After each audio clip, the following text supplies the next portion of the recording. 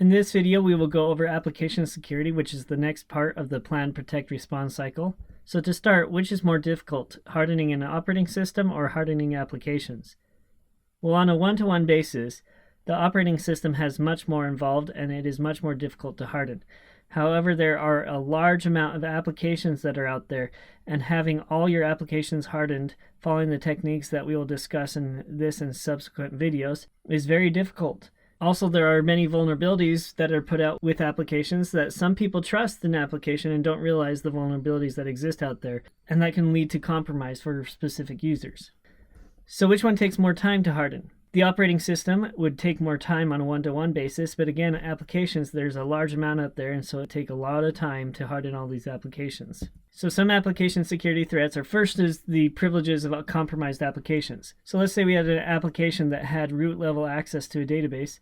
Rather than an attacker focusing on gaining direct access to the database, if they're able to control the application, they can use the application to then interact with the database using that root level access.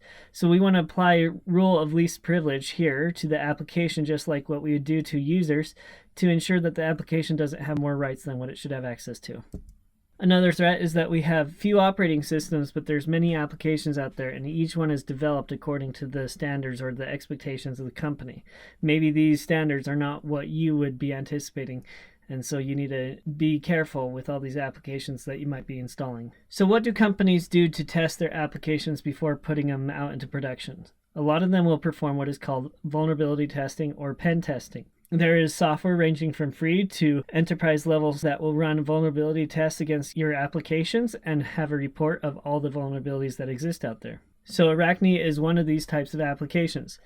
So you should have downloaded this application. What you're going to do is extract it, and then inside of the folder that you just extracted is a bin folder. Open up that folder, and then there's an Arachne_web. It might have a .bat extension at the end of it if you show file extensions. This should take a little bit to run after you've double-clicked it. Then you're going to open up your browser, go to localhost:9292, and then you're going to use the login credentials that you see there, admin@admin.admin, and administrator as the password.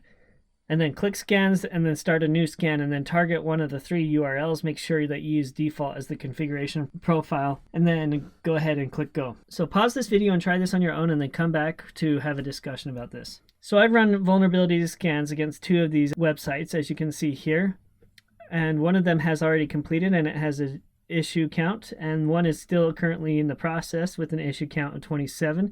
If I wanted to see these issues, I can come over here and click show scan. So for this particular web application, we see several vulnerabilities. There are several high vulnerabilities, including cross-site scripting, which we'll talk about in later application security videos. There's path traversal, which we'll talk about as well, and other vulnerabilities, as you can see here. If you go to one of these vulnerabilities, it will give an explanation of what this is and where it happened. So if you click on like path traversal, it'll explain exactly what's happening and how it arrived at a page that maybe it shouldn't have access to. Unencrypted password form is another one. This one is basically saying that we have a page that accepts password information. However, it is not secure. It doesn't have HTTPS, and so this could be sniffed using like a Wireshark application.